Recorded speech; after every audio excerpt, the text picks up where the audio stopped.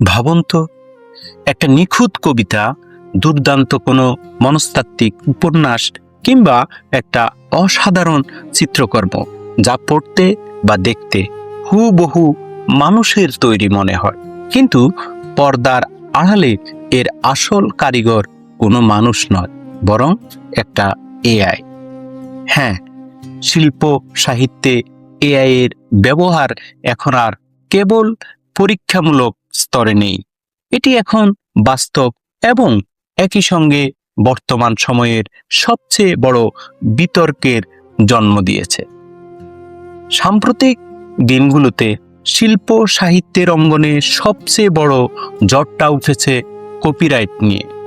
মূল প্রশ্নটা খুবই মৌলিক: এআই জেনারেটেড কন্টেন্টকে আমরা কি আসল সাহিত্য হিসাবে স্বীকৃতি দেব? মানুষের আবেগ, কষ্ট আর বছরের পর বছর সাধনার যে মূল্য, তা কি স্রেফ কয়েক সেকেন্ডে তৈরি হওয়া একটা এআই কমান্ড প্রতিস্থাপন করতে পারে?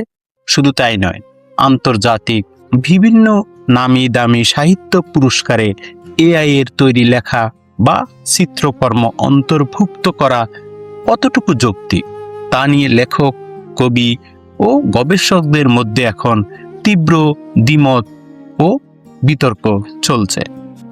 তবে এই মুদ্রার একটা দারুণ উজ্জ্বল পিঠও আছে, তা হলো নিখুঁত এআই অনুবাদ এবং ভয়েস ক্লোনিং প্রযুক্তি। এর কল্যাণে আমাদের আঞ্চলিক সাহিত্য, আমাদের নিজস্ব লোকগাথা বা অসাধারণ সব গল্প কবিতা চোখের পলকে নিখুঁতভাবে অনুদিত হয়ে পৌঁছে যাচ্ছে বিশ্বমঞ্চে। তৈরি হচ্ছে চমৎকার সব অডিও বুক। ভাষার দেয়ালটা যেন এক নিমিষেই ভেঙে যাচ্ছে। কিন্তু এর বিপরীতে লুকিয়ে আছে এক চরম আশঙ্কা। এআই ভয়েস ক্লোনিং এর কারণে বাচিক শিল্পী কিংবা অনুবাদকরা কি তবে অদূর ভবিষ্যতে তাদের কর্মসংস্থান হারাবেন? মৌলিকতা কি তবে যান্ত্রিকতার ভিড়ে হারিয়ে যাবে? প্রযুক্তিকে থামিয়ে রাখা অসম্ভব, কিন্তু শিল্প ও সাহিত্যের মূল আত্মা হলো মানুষের শুদ্ধতম অনুভূতি। এআই কি শেষ পর্যন্ত লেখকের সহকারী হয়ে থাকবে, নাকি নিজেই হয়ে উঠবে স্রষ্টা?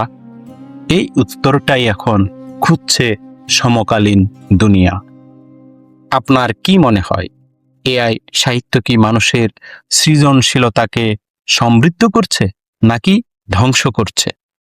কমেন্ট করে আপনার মত জানান।